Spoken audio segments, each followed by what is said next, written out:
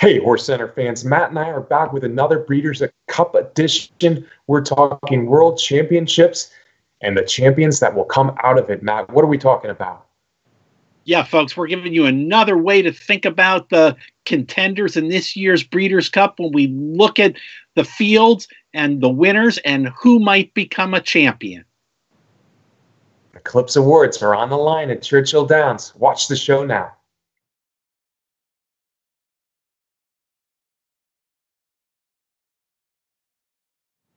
Welcome to another edition of HorseCenter, everyone. I am Brian Zipsey, and as always, I have the great pleasure of being joined by my co-host to the East Coast. That's Matt Schiffman.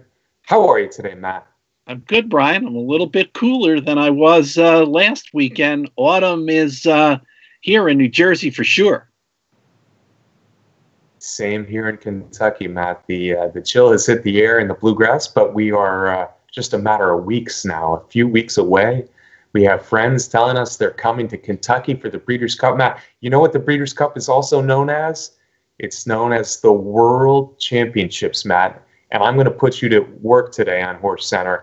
I want to talk about the champions that will be running at this year's Breeders' Cup. Some divisions are probably clinched, but there's a plethora of divisions that are still wide open, ready for a horse to step up at the Breeders' Cup. We know one champion for sure will be running at the Breeders' Cup, Matt, and that's the two-time ARC winner. I'm sure you were happy to see that the news came through this morning. Enable is headed to Louisville. That is exciting news to see the Wonder Filly Enable coming over here, and as she does all the time anyway, take on the boys in Breeders' Cup turf. That's outstanding. But let's get back to business, Matt. We're going to go one by one through these Eclipse Awards. We're going to hold off Horse of the Year till the end. Are you ready? I'm ready. Let's go. Let's do it. Okay, older male. Matt, I think this is a division that may be clinched, but I'm not sure. Accelerate has had the kind of season that looks like an Eclipse Award season to me, Matt. He is just a short neck away from being 6 for 6. He's swept a series of big handicap races in California. 5 races, the last 4 grade ones. Is Accelerate a lock as the older male Eclipse Award winner? I don't think he's a lock. I can think of some specific circumstances that would have to happen to keep him from winning the older male title. I think one thing for sure that he has working to his advantage is that some of the top contenders in the Classic are 3-year-olds like Catholic Boy and Mendelssohn. And if they happen to win the Classic, that would not affect the older male title.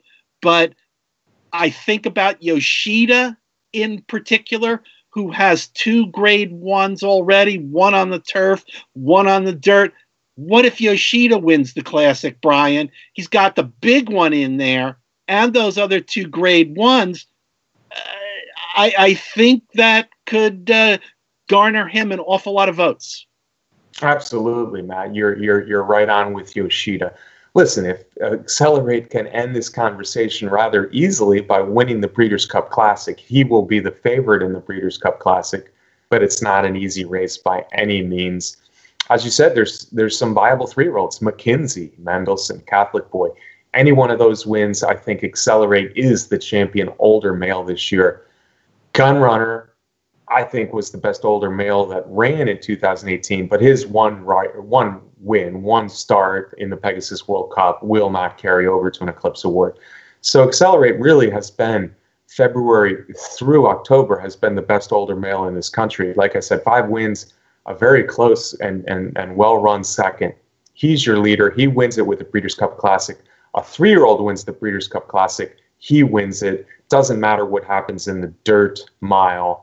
But I think there's 2 possibilities. You mentioned one, Yoshida. Yoshida's had an interesting season. He hasn't run a lot, but a grade 1 win, a big grade 1 win on Kentucky Derby Day, no less, goes to Ascot, runs well at Ascot. You know, he didn't get the money there, but he ran a good race. Then he comes back here and he wins a grade 1 at Saratoga, no less. So those grade 1 wins came at 2 of the biggest stages in the country. if he can get the job done, which I think is a possibility, Matt. I think he's a live horse in the Breeders' Cup Classic for trainer Bill Mott. The son of Heart's Cry, you're right. I think he has a chance to pass by Accelerate, depending on where Accelerate finishes. If Accelerate is second, that's different than if he runs sixth. The other horse I want to consider, just because he's so darn popular, he's so big on all these polls we have, is Mind Your Biscuits, Matt. The problem with Mind Your Biscuits is his one win in America is the Lucas Classic, which isn't a real big race, not as big as the ones Yoshida's won, for instance. He ran a big race in Dubai, but that was a sprint, and he's run very well to be second in his other 3 starts. So he's 5 for 5, first or second. Would a Breeders' Cup Classic, an impressive Breeders' Cup Classic win for Mind Your Biscuits, kind of a popular horse, make him a threat for Older Mare? He is a popular horse, and I think back in the day, a win in the Classic was almost a lock for a championship. I think we've moved away from that a bit over the last 5-6 years. So I guess, like you said, Brian, if Accelerate runs a good race and doesn't throw in a clunker, if he ran second or third to Biscuits, I think he would still get the nod, just because Biscuits doesn't have any other Grade 1 wins in the U.S. I agree with you there. I think the only way for Mind Your Biscuits to get this award is if he wins impressively and Accelerate finishes off the board. If that happens, then I think we start talking. Yoshida has a little bit better American resume overall than Mind Your Biscuits going in, kind of like the turf to dirt angle, like the big stage angle for Yoshida. So I think he could sneak past Accelerate. But then again, if he wins and Accelerate second, that's a big question for me, because Accelerate really has had a very good and complete year, Matt. And it's a question of whether the Breeders' Cup trumps how much. I'm of the belief that you look at the whole year more than one race, unless it's close. And then you say, okay, the Breeders' Cup is the trump because it's relatively close. Maybe this won't be close, even if Accelerate loses. So we'll have to see. But I think Yoshida, we've identified the horse with the best shot. Accelerate, though, might deserve to have this locked up anyway. Matt, let's go to the older female division. We went from males to females. First off, who's the leader of the older female division? Because it's not a clear-cut call on who the leader is going into the Breeders' Cup Distaff. Yeah, and I think we talked a little bit last week that the older female division at this point, has lost some key horses, like particularly with Elate out for the season. I guess you have to say that Abel Tasman at this point is the leading candidate. She's got 2 big wins across the country in New York. She won the Ogden Phipps. She won the Personal Ensign. She won both of them in convincing style. She did throw in that non-win out in California, but Abel Tasman seems to be a horse that has done her best running away from California, which I think is a good thing on her resume. Again, working in her favor here is that in the distaff, a majority of the most serious challengers this year are 3-year-olds again. So if one of those 3-year-olds, Monomite Girl, Midnight Bassoon, Wonder Gadot, all of those Eskimo Kisses, turns out to be the distaff winner, that's not going to knock Abel Tasman out of the older female. Okay, I'm going to disagree with you there. Yeah, there are several 3-year-olds that could win the distaff this year, but I think Abel Tasman might be the leader of this division because she had those 2 wins, kind of like Yoshida on big stages. Belmont Stakes Day, the Ogden Phipps was a big performance, and then she beat Elate in a really good race, at Grade 1 race at Saratoga. I think those 2 races carry quite a bit of weight. So Abel Tasman is a tenuous leader of this division, maybe. Her other 2 races, she actually finished out of the money, so she's been in and out a little bit this year. That first one, by the way, came in a return race. at Churchill Downs. So we'll have to see. Of course, she has won at Churchill Downs before in the Kentucky Oaks. Maybe she's the one to beat in the Breeders' Cup Distaff if she can turn it around from that kind of lackluster performance last time. But I think she only gets this award. Last year, she won the 3-year-old filly championship with a really good second place finish, and it made sense. This year, I think she only wins this award if she wins the Breeders' Cup Distaff, because I think even if the 3-year-olds are the ones to win it, I think it does knock Abel Tasman down. And the reason, of course, not Alade. Alade is, I think, maybe the best female dirt horse in the country, but unfortunately, she only ran twice, and she lost once in a tough battle. I think we go back to Unique Bella, Matt. A horse who's only run 4 times, but she's got 2 Grade 1 wins. She's got another Grade 2 win, and then she finished second in her 4th race. So, in a division this wide open, those 3 wins and 1 second in 4 races, I think will carry some weight. And if no older female wins the Breeders' Cup Distaff, I think Unique Bella is going to win it. Well, I think it's also going to be contingent on what kind of race Abel Tasman runs in there. If she shouldn't win, but she finishes second and runs a big race again, I think that's different than if she throws in a clunker. Unique Bella is a popular horse, but it certainly is going to open up a big discussion. And I know recency isn't part of the criteria when you're comparing resumes of horses, but I think recency does come into play. Yeah, well, Unique Bella's last win was in July, and Abel Tasman, of course, if she loses the Distaff, she would have lost her last 2 races. So that's where I am right now. Having said all that, Abel Tasman, Unique Bella, Alade's kind of out of the picture. I think there's others that can step up and win this award still, Matt. You have to look to Blue Prize. Blue Prize, the South American import, she probably hasn't won a race of real note in her career in America.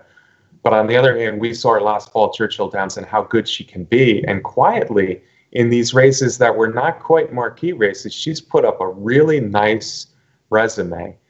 She's got 3 stakes wins this year, and then she's got the Grade 1 Spinster at Keeneland. Maybe not the best field in the world, but graded stakes wins, the Grade 1 Spinster. She comes here, she wins the Breeders' Cup Distaff. She already is proven to like Churchill Downs. I think Blue Prize will be the older female champion.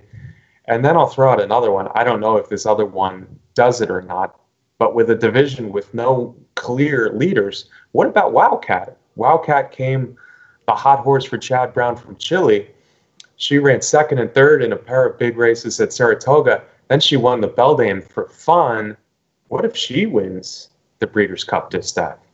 I think in either one of those cases, a winner of the Distaff will have the trump card to play there and can get the championship. I also feel like, dissecting Grade 1s in terms of quality of fields and stuff, it really shouldn't be a part of the process. Grade 1 win is a Grade 1 win, and I know that gets to be a contentious spot sometimes when races are close for the Eclipse Award. Well, I disagree with you there too, because I think this is subjective. We're voting on who we think is the best horse for the year. So if you're telling me that the Grade 1 Personal Ensign of Abel Tasman was no better than the Grade 1 Spinster for Blue Prize, I would disagree with you a little bit in the long run. But I will agree with you on your main point, and that is Abel Tasman wins this, she's the champ. Blue Prize wins this, she's the champ. And I think even Wildcat, if she wins this, she's the champ. If none of them win, Matt, I'm going back to Unique Bella. All right, let's talk about the 3-year-old males, because you mentioned Mendelssohn, I mentioned McKinsey, you mentioned Catholic Boy. They're all really good 3-year-olds with a chance to win the Breeders' Cup Classic. I don't think they have a chance for a 3-year-old championship, though. No chance. Locked up. Triple Crown. Let's be real. We don't need to talk about the 3-year-old Male Eclipse Award championship much here at all on this Breeders' Cup show, because Justify 6 for 6, 4 Grade 1 wins, the last 3 being the Triple Crown. Justify is your 3-year-old champion, no matter how good the resume of Catholic Boy especially Catholic Boy or maybe McKinsey looks after the Breeders' Cup Classic, even to a point, Mendelssohn, 3-year-old champion, is justified. So, Matt, I'm going to jump right into the 3-year-old females. Can we say the same about Monomoy Girl? Well, we certainly can't say the same thing as a Triple Crown winner. I think maybe we can have a similar kind of discussion that we had about Accelerate in here, because her 2018 season has been every bit as good as what Accelerate has done, except Monomoy Girl has traveled all around and has Grade 1 wins at several different racetracks, and she's got to finish first, and the disqualification in the cotillion, I don't want to bring that up again, but I just did, so I opened the door for you on that, Brian. I think she's pretty close to having the 3-year-old filly title locked up. Brian, do you see any of the other 3-year-olds? What if Midnight Bassoux wins the distaff? Yeah, so Monomoy Girl has done enough to win the 3-year-old filly Eclipse Award championship, and I think she should be no matter what. I kind of feel like Accelerate should be in the older male division, but I think even a little bit stronger here than Monomoy Girl should be.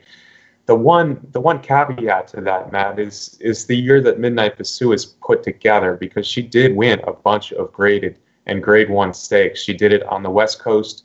She won a few in California. Then she came east and she did it minus Midnight Bassoux, of course, in a romp in the Mother Goose at Belmont Park.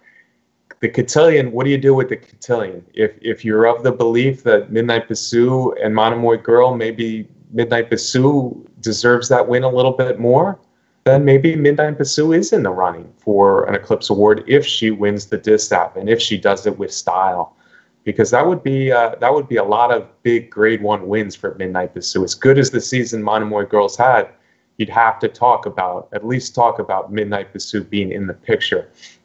If you're of the belief that Monomoy Girl should be undefeated and only the steward's unfortunate decision robbed her of that in the cotillion, then probably you're going in, I don't care if Midnight Bassoux wins the distaff, Monomoy Girl has done enough to win the division. I actually lean, despite my feelings on the cotillion, I actually lean still toward Monomoy Girl. I don't think that the distaff should change what Monomoy Girl has done all year. So I would say she's the champ no matter what. Midnight Bassoux has a little bit of a chance, though. I don't think Wonder Godot really does have a chance. Yeah, I agree. I think Monomoy Girl is going to end up being the champion regardless of what happens in the distaff. But you're absolutely right in what you pointed out, that Midnight Bassoux, this is not a horse that's coming into the distaff with just 2 races on her resume. She has had a long campaign. It's what we always talk about, that we want to see top horses out on the racetrack running all year long, and she has done that, but so has Monomoy Girl, and they both deserve credit for that.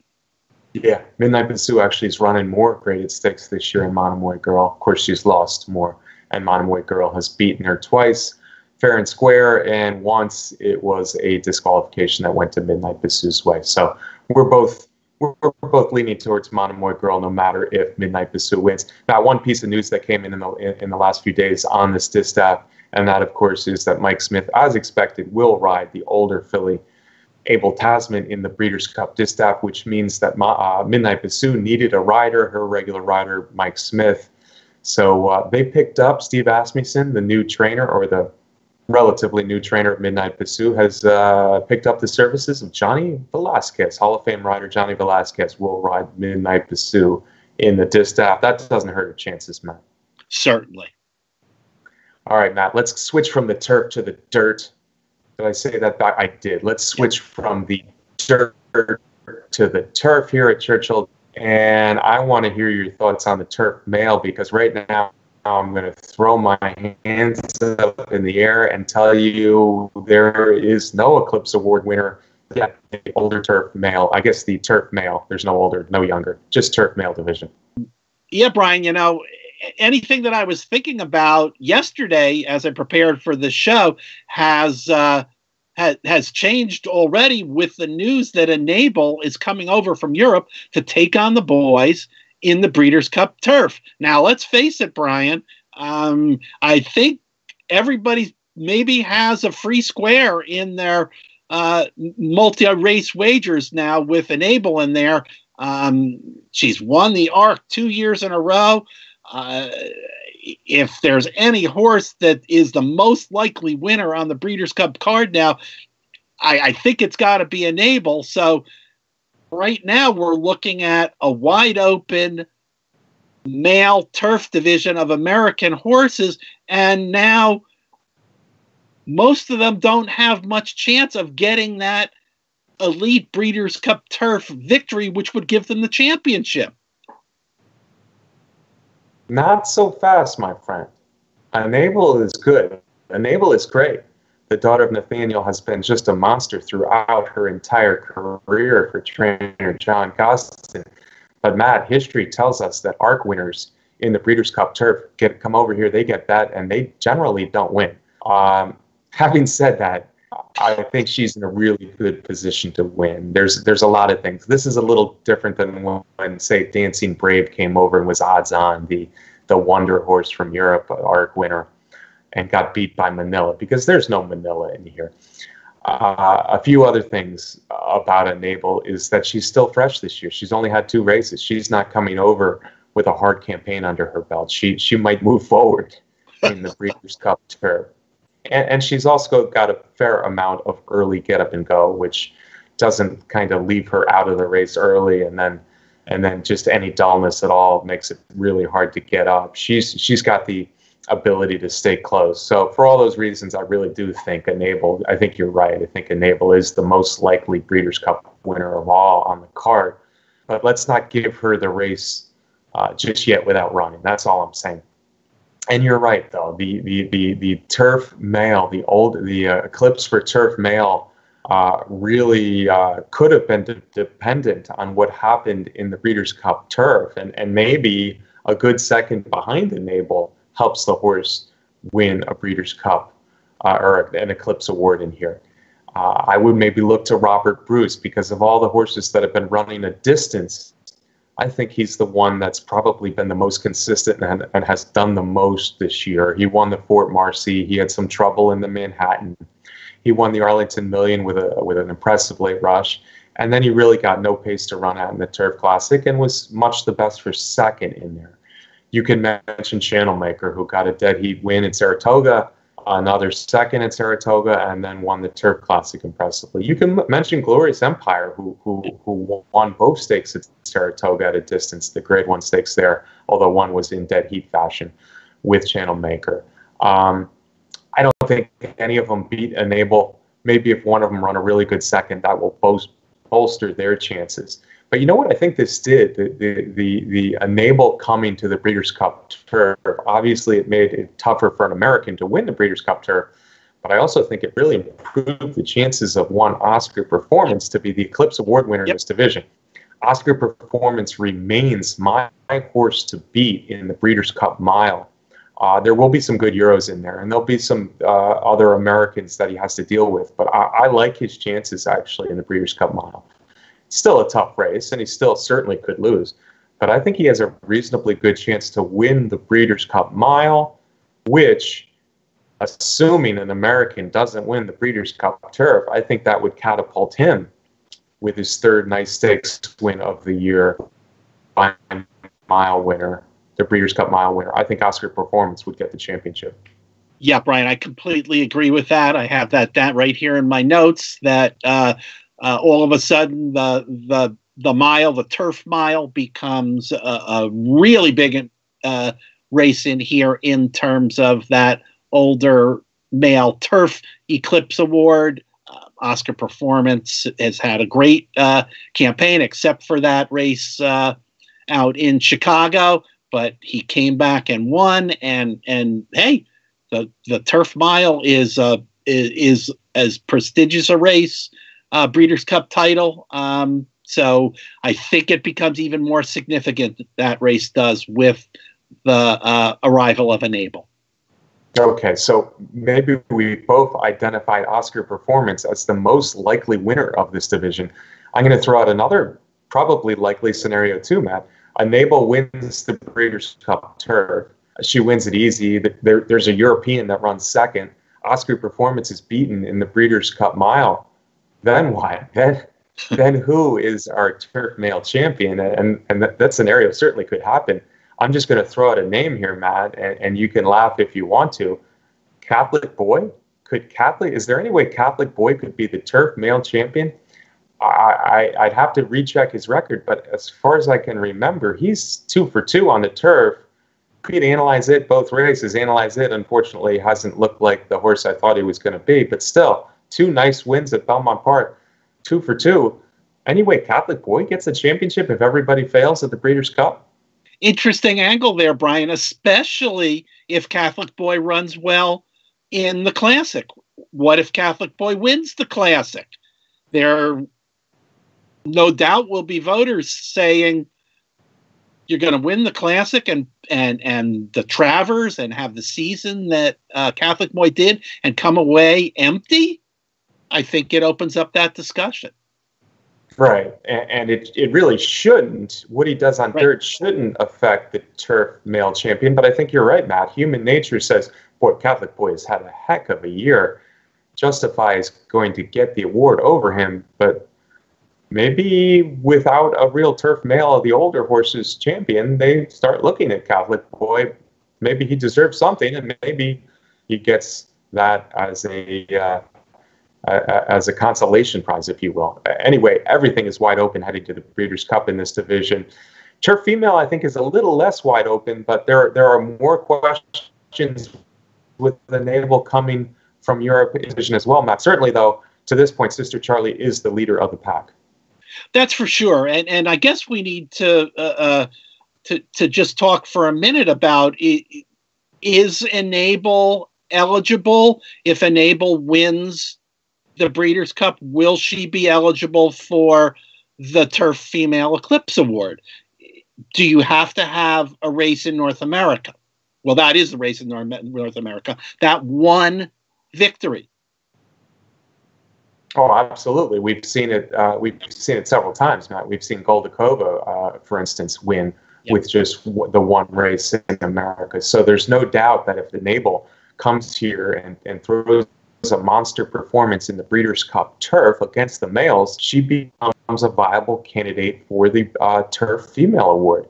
One race, do you want to give it to a horse who's only won one race? Well, maybe if it's Enable, and maybe if her Breeders' Cup is that good, we might want to give it to it. But let's talk about Sister Charlie, because Sister Charlie's run 4 races this year.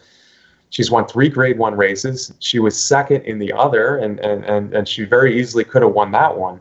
So Sister Charlie has put together a nice performance, nice year. Sister Charlie runs a good performance, wins the Breeders' Cup Filly and Mare Turf. Is there any way that a one-start Enable takes it away from Sister Charlie, considering her entire resume this year? I guess my inclination would be to say no, but history,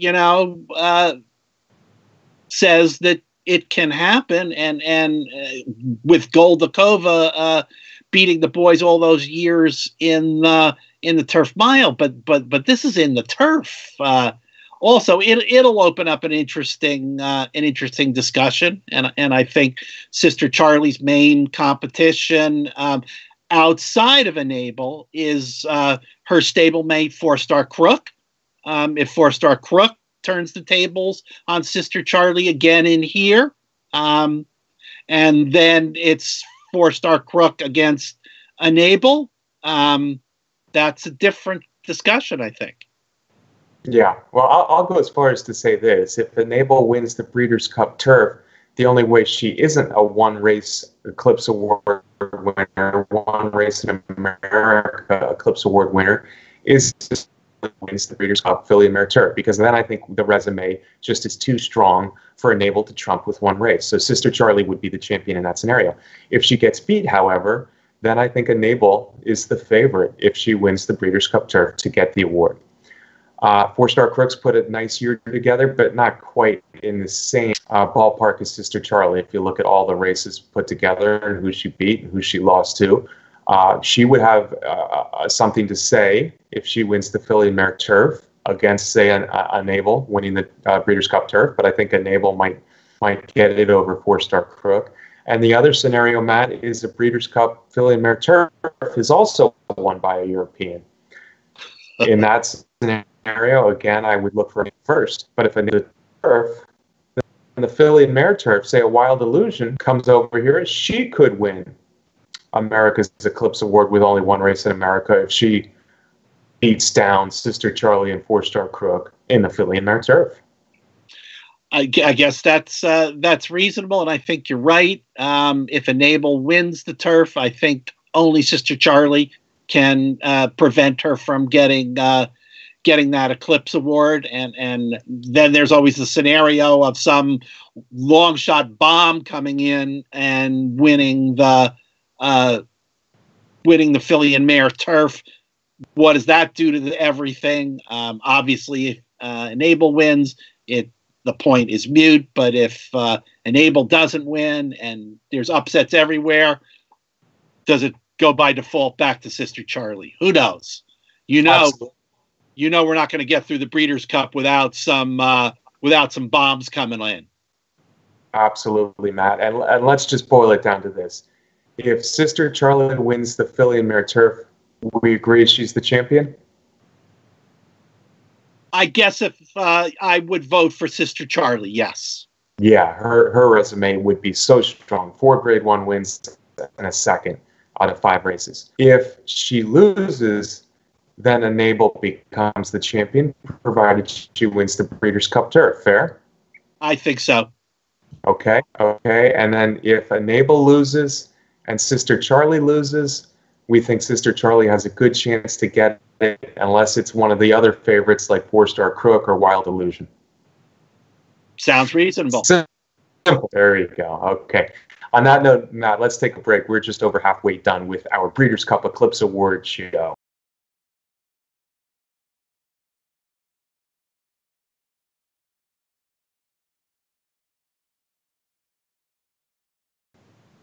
Matt, we just covered some wild scenarios in the turf division. Let's see if we could get this a little bit more clear cut. How about we start with the sprinters? The male sprinter, I think the leader of the division has to be Imperial Hint, not only for his stakes wins, his full season resume, but the way he's been winning his races. Imperial Hint is the leader of this division. I agree with that at this point, Brian, but there are other horses in there that have had very nice seasons also, have good resumes, and like Promises Fulfilled, for instance. Roy H. got back in the winners column with a big win in the Santa Anita Sprint Championship, which is the same path that he took last year to the Breeders' Cup Sprint. My feeling about the male sprint division is that if it's one of those top horses that wins the race, that will be the champion. Yeah, absolutely, Matt. I think the Breeders' Cup winner will be the champion of the male sprint division, provided that it is one. I'm going to throw out a few more names. I think there are several candidates here who have done enough this year to merit an Eclipse Award with a Breeders' Cup win. So Imperial Hint, he wins, he's in. Roy H., if he wins, he's in. If Promises Fulfilled win, no doubt about it, he's in. But then I think you could mention a few more. I would say Ransom the Moon. He's got a big Grade 1 win out there. If he wins, he gets the championship. Limousine Liberal, he's done enough this year. If he wins, he gets the championship. Whitmore, if he wins, he gets the championship. I may have forgotten one or two others that have a chance, but it really should come down to the Breeders' Cup. Whoever wins the sprint should win the Eclipse Award, unless it's a bomb, and then maybe Imperial Hint gets it anyway. Yeah, I think that's fair because this is a wide open division with talented horses in it. Yeah, it's a strong Breeders' Cup sprint this year, so the winner deserves it. The female sprinter, as often is the case, is a little bit messy, Matt. So maybe we can just say the same thing. Whoever wins the female sprint, provided it's not a bomb, is going to win this award. Who's the leader of the division right now?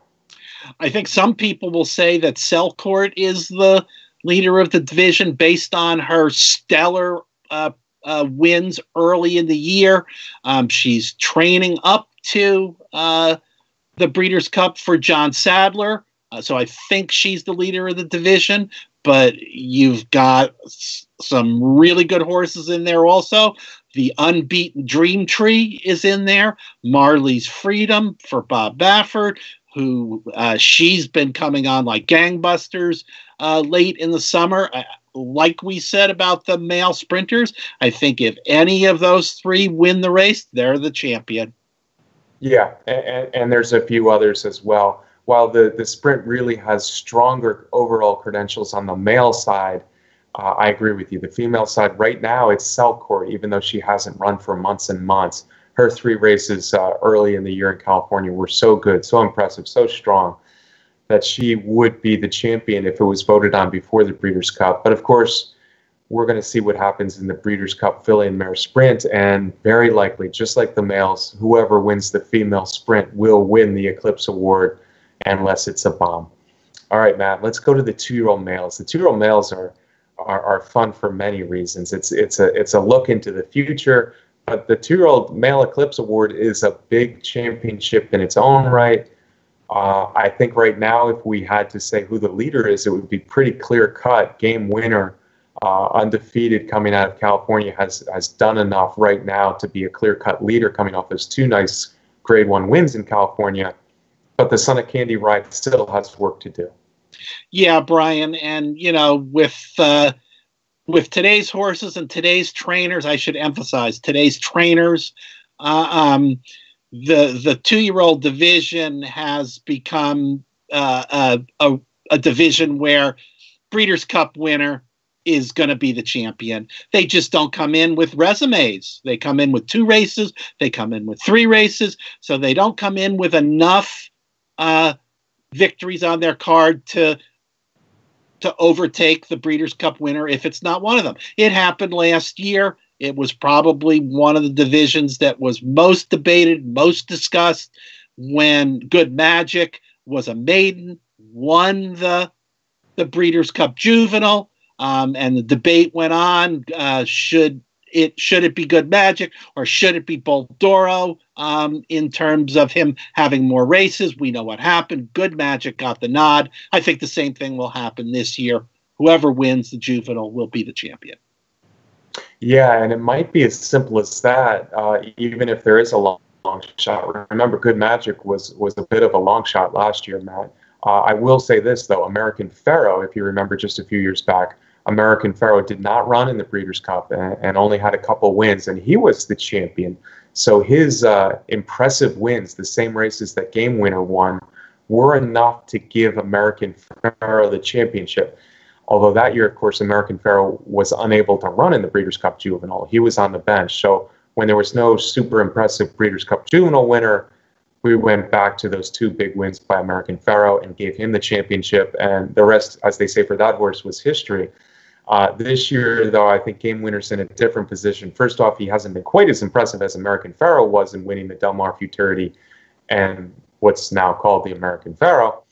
And also, he's running in the Breeders' Cup Juvenile. So if he gets beat, and there's a plethora of candidates in here. We haven't really talked about the others, Matt, but I think Game Winner is the leader until the gates spring open. And then I think you're right. Whoever wins the Breeders' Cup Juvenile will have an Eclipse Award to their name at the end. Do we say the same thing about the 2-year-old fillies? Because I think the credentials here overall, or at least deeper, are a little stronger for the fillies. I think generally, and looking at what's happened in the past, I would say yes, that's true. I guess Bellafina is from, again, the West Coast is coming in as the probable division leader at this point, but let's say that she throws in a clunker in her trip to Churchill Downs, and another horse obviously wins the the juvenile fillies. Is that one the champion? There are some I'm just going to throw this out here, back to Lady Eli. There are some couple of very, very talented turf fillies that are going to run in the juvenile filly turf. I, of course, speak of Newspaper of Record and Concrete Rose. What if Bellafina doesn't win it? What if one of the other second or third choices doesn't win it? And Newspaper Record or Concrete Rose throw another big victory. Could one of them take the 2-year-old female championship? Possibly. Of course, they have work to do too. Newspaper of Record will be the favorite in the juvenile fillies turf, and Concrete Rose looks like another good one for Rusty Arnold as well. So if either of those win impressively, tough race, but if they win impressively, they throw their hat in the ring. Last year, a lot of people thought Rushing Falls should have been the 2-year-old filly champion, but she did not get it over a horse who won the Breeders' Cup juvenile fillies, that being Caledonia Road. This year, though, I think there's more good candidates on the dirt side, Matt. So you mentioned Bellafina. Yeah, she's the leader. She's won 3 straight stakes in California, and I think if everything falls apart, she still could win the award with a loss, but not likely to happen and not likely also that the 2-year-old filly turf winner is the champion too, because there's so many good candidates to win the juvenile fillies that I think if any of them win, they're going to win the championship. So Bellafina, obviously. Restless Rider has won a couple nice stakes here in Kentucky, both Churchill Downs and Keeneland. Certainly a horse we've been talking about, Serengeti Empress. First stakes win came at Ellis Park, but that's okay. There's good 2-year-olds that run at Ellis Park every summer, and then she's got that huge Pocahontas win. I think she's an Eclipse champion with a win. You can't take away from the Frizette winner, the Grade 1 Frizette winner, Jaywalk. You can't take much away from the Grade 1 Spinaway winner, Sipicon Harbor. So, Matt, that's at least 5 fillies that if they win the Breeders' Cup Juvenile filly race, I think they'll get the championship no matter what happens in the turf fillies, juvenile turf fillies race. If none of the 5 win, and if a Euro wins the juvenile turf fillies, then I think maybe Bellafina becomes a real threat to get it off of her 3 wins in California. So, fair enough, Brian. All right, Matt. So that's all the 10 divisions we've talked about. There's one more award that goes out to the thoroughbred horses that we need to talk about a little bit, Matt. And there is some debate here, too. It's Horse of the Year, of course. Horse of the Year, we already gave the 3-year-old male championship to Justify. 6 for 6. Santa Anita Derby, Kentucky Derby, Preakness, Belmont Stakes winner. Certainly, Matt and I think there's no chance he will not get the 3-year-old award. I really feel pretty strongly that he's going to win the Horse of the Year, but I don't know if he deserves it necessarily if Accelerate wins the Breeders' Cup Classic. Yeah, I mean, clearly you see people talking about that already, but as far as I'm concerned, Triple Crown is the Triple Crown. It is the ultimate prize in horse racing, has been for so many years. I don't see Justify not being Horse of the Year. Would I have liked to seen the horse running after the Belmont Stakes? Of course I would, but it is the Triple Crown. You and I both vote in the NTRA poll every week, and that vote is supposed to reflect who we think is going to be the Horse of the Year, and I have not changed from putting Justify in the number 1 slot all year long. There are plenty of people, however, who have Accelerate in the number 1 slot. Yeah, and I think we need to talk about that because Accelerate actually is number 1 in that poll over Justify. You know, maybe that has something to do with recency, and when we look at things at the end of the year and we're going to undefeated in 6 starts, Triple Crown winner, that very well could trump all, and I think it probably will happen that Justify is the Horse of the Year, even if Accelerate wins the Breeders' Cup Classic. But on the other hand, when I think about the resumes that these 2 horses have put together, What if Accelerate wins the Breeders' Cup Classic like he's been winning all of these races? He wins off by 2 or 3 lengths in impressive fashion. I think that's the better overall resume, Matt. We're talking about the Big Cap. We're talking about the Pacific Classic. We're talking about the Gold Cup. We're talking about the Awesome Again, the stake early in the year. Just missed at Oaklawn in a big performance, and then he wins the Breeders' Cup Classic. That resume is better than Justify's resume. Older horses every time. Obviously, he's an older horse. Justify never raced against older horses. So anyone that tells me that Accelerate should be the horse of the year, provided he wins the Breeders' Cup Classic, I will not disagree with. Having said that, I just don't think they're going to take the horse of the year away from Justify. Yeah, I agree with that, Brian. Like I said before, the Triple Crown is the ultimate prize in American horse racing. And like you said, you're not going to argue with people who say that Accelerate would have a fantastic resume if he wins the Classic. I would agree with that, but I don't think anybody can argue with the fact that the Triple Crown is the ultimate prize in American horse racing. All right, I'm going to say one more thing, Matt. I said if Accelerate wins the Breeders' Cup Classic, he has a better resume than Justify this year. A little different than what you said. Whose resume would you take? Forget about the Triple Crown, meaning automatic horse of the year. If it just came to brass tacks, whose resume would you take, provided the Accelerate wins the Breeders' Cup Classic? I would take Justify's because of what I just said, because the Triple Crown and winning the Triple Crown races, the Kentucky Derby, is the grade 1 of all grade 1s in our country.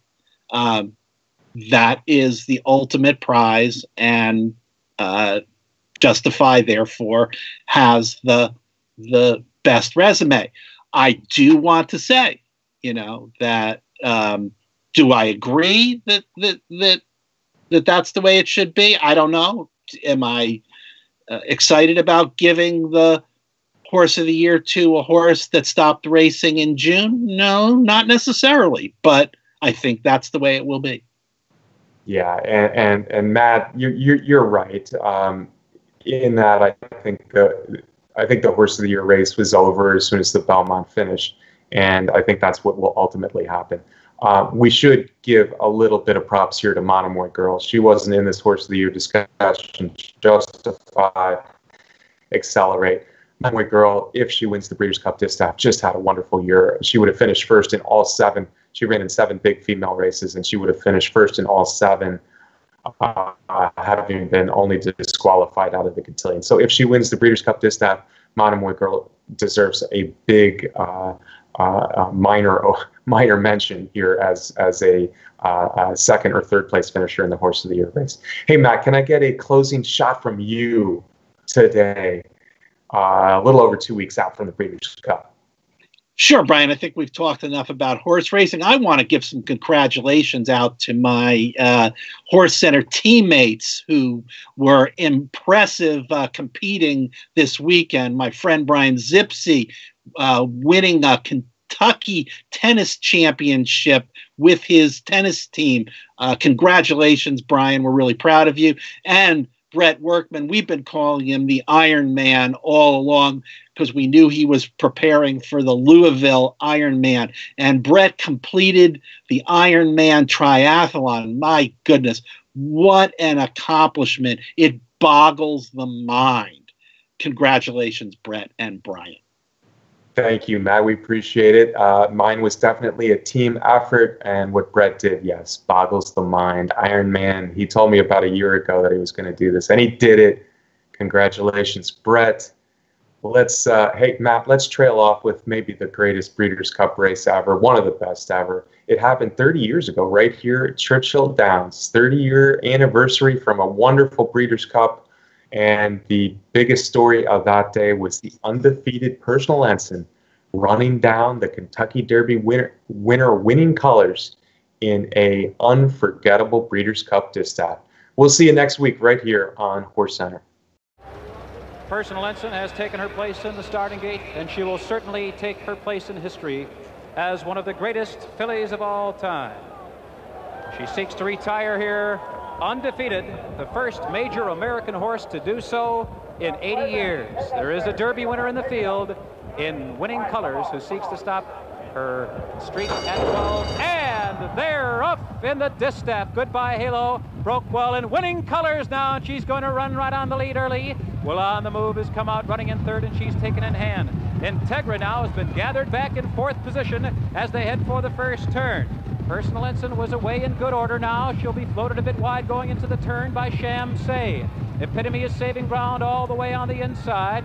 And then Classic Crown is one horse beaten, and that is Hail the Cab as they round the first turn. And the Derby winner is Loose on the lead. It's Winning Colors now, and she's opened up by 4.5 lengths. Goodbye Halo is second, and Vasquez asking Sham Say for run now third toward the inside. Willa On the Move is racing in fourth. Integra is fifth on the outside. Personal Ensign, the undefeated filly, is now 9 lengths off the lead as they continue up the backstretch. It's still Winning Colors, loose on the lead by 2.5. Sham Say is running second. On the outside, Goodbye Halo in striking position is third. Willa On the Move is asked for more run fourth. Personal Ensign is still 8 lengths out of it. There's a half mile to run, and Winning Colors doing what she did in the Derby. She's still free running on the lead. 3 furlongs to run, and she leads now by 3. Goodbye Halo beginning to pick it up in second now. Sham Say is third toward the rail. Personal Ensign is putting her run in on the inside now, and she takes to the outside. 5 lengths off the lead of Winning Colors, who turns for home here at Churchill Downs.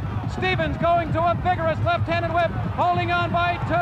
Goodbye Halo is charging hard. Here comes Personal Ensign, unleashing a furious run on the outside, but it is still Winning Colors. Goodbye Halo. Personal Ensign, a 16th of a mile from the wire. Winning Colors is there. Personal Ensign, a dramatic finish, and here is the wire, and it is Personal Ensign there with Winning Colors in a photo. Very close at the 16th pole. It looked like Personal Ensign was facing her first defeat, but in those final 110 courageous yards, she certainly proved herself a champion this afternoon.